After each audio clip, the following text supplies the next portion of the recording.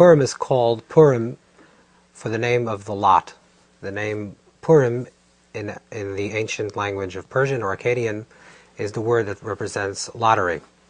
And like the story of the Megillah, the story of the scroll of Esther teaches us that Haman desired to annihilate the Jewish people, and he threw a lottery to decide the time when his decree should take place. So this is the simple reading of what the story of the Megillah, the story of the scroll of Esther is, that it's called Purim for the name of the lottery. In general, the inner structure of the Megillah story and the inner structure of the Purim narrative is a battle between a concept, a consciousness of randomness versus an awareness of purpose and the opposite of random. And if we look through the story, we'll see that Haman represents the quality of randomness, that things are like a lottery, which in a lottery, it's not dependent on a person's initiative or a person's participation in the lottery. It's just a lottery, and if you win, you win. If you lose, you lose. And because Haman represents this quality of randomness, he becomes the embodiment of the attribute and the nationhood of Amalek. Amalek, the Kabbalistic reading of the word Amalek is that it has the same numeric value for the word Safek, which is doubt. And doubt means uncertainty and things that are random. The opposite of that is the certainty and the positive purpose that we see in our lives. And the story of Purim, on a very simple reading, would be that if you look through the narrative of Purim, you'll see that there's nothing miraculous occurs in the story of Purim. It's unlike the story of Hanukkah, where a miracle occurs with oil, or the story of the going out of Egypt, where something miraculous happens. Nothing miraculous happens. In fact, it seems to be a straight-out narrative of natural events, where there's a very powerful king that on the advice of his advisor kills his wife, and then this advisor advises him to kill another people, and then on the advice of his new wife decides to kill his advisor. And it's just a natural progression of a very beautiful and interesting novel.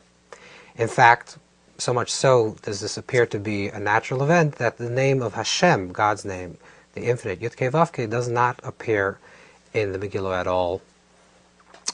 So, overall, when we look at life, there are two perspectives, two ways we can see things. We can see things the way they appear to be in its randomness, that things are unrelated and unconnected to each other, and these are just random events that happen to you. Something happens today, the next thing, another day, something happens to you, and these things are not connected with each other.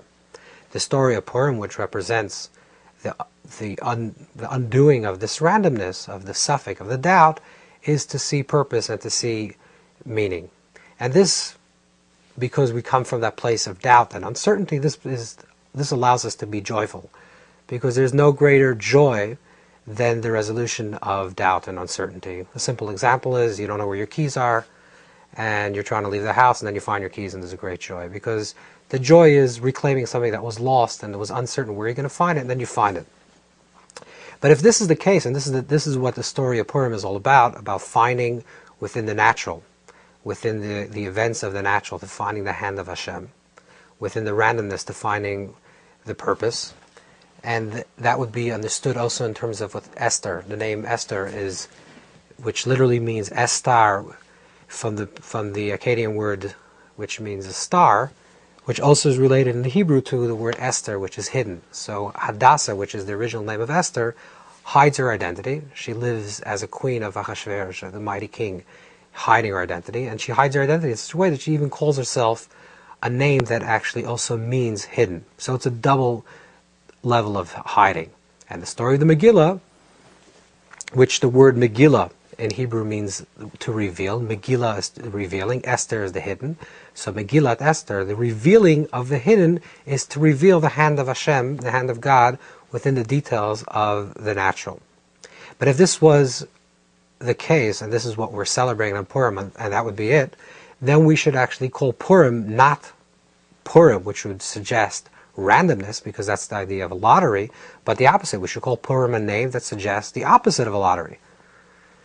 Now, there is another interpretation from the Radak and others that say that the word Purim has nothing to do with the word lottery, and it has to do with the Hebrew word for lefarer, which is to break asunder, to break apart, which is a decree, a negative decree, and that was broken apart. But if the literal interpretation of the word Purim is related to the lottery, why call the miracle, or why call the holiday that we celebrate on the name that represents randomness, if the whole idea of Purim is to see within the randomness, within the doubt, within the uncertainty, to see the certainty, to see the purpose, then we should call Purim by its name that suggests something of purpose. And the deeper teaching of this is that there are two ways how do we relate to uncertainty in our life, and the idea of doubt, of being uncertain about certain events and that life appears to be in its random state. And transformation can occur on two levels. One level of transformation is when you come from a place of certainty. When you come from a place of uncertainty, and then you break out of the uncertainty and you see a certainty. So for example, let's say you see your life and you say, I'm doubtful and I'm uncertain about the course of my life or the way my life is unfolding. So then you look back and you reflect, so you live forward and understand backward, and then you say, but you know what? If I look back at my life, I see that all these events that seem to be random and inconsequential, now when I look back at them, I understand that they're all serendipitous and they all lead to a certain point in my life that I am actually at this present moment, and therefore I'm very grateful. So life is lived forward and understood backward. The forward living is where you're living in the place of randomness, you're living in a place of uncertainty, and then you're looking backward and you're saying, looking at my life and seeing the patterns of my life that even though they didn't appear to have any pattern, at this present moment I can look back and see the patterns. That's one level of transformation of uncertainty to certainty. But that's not a full transformation of uncertainty to certainty, because that level of transformation is when you're turning uncertainty into certainty.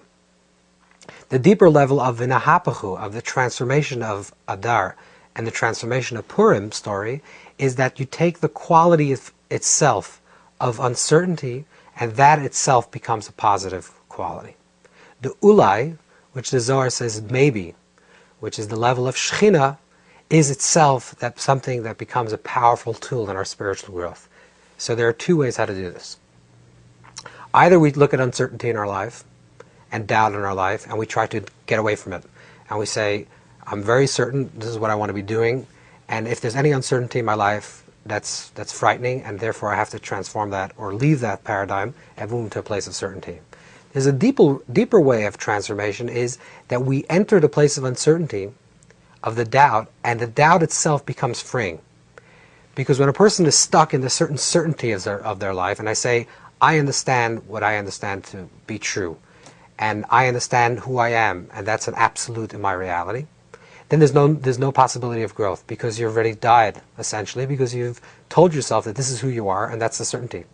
The possibility of growth, the possibility of any movement, is looking at life and seeing the uncertainty. But the uncertainty is a positive uncertainty. The uncertainty is, there's certainty that I have up until this point, and now there's a freeing element of my life that says I can produce anything that I want. So there's holy doubt and unholy doubt. Unholy doubt and unholy uncertainty is when it's crippling, because I don't know what to do, therefore I do nothing. Freeing doubt is I don't know what to do, but I can do everything. And there's a possibility of all possibilities. And that's the deeper level of the transformation. Not this coming from the place where I see the uncertainty and try to get to the point of certainty, because there are uncertainties in life that will continuously be uncertain, because every time we're engaged in life and the more we're involved in life and we're participating in life, there will always come up uncertainties or things that we didn't expect. But when we embrace the unexpected, and because of the unexpected, we create new realities for ourselves that are completely beautiful and gorgeous and unbelievably creative in terms of our development spiritually and mentally and emotionally, then we're taking those uncertainties in our life and we're using them as a spiritual tool to growth. And that's the higher level of transformation. So again, there are these two aspects. One aspect is that we overcome safek, doubt, Haman, randomness, lottery, by seeing the certainty, by seeing the end result. The other one is to be actually in the place of the randomness, in the place of the lottery, in the place of the doubt, but the doubt is not a doubt that's crippling and doesn't allow for any possibilities, but the doubt itself allows me to do everything.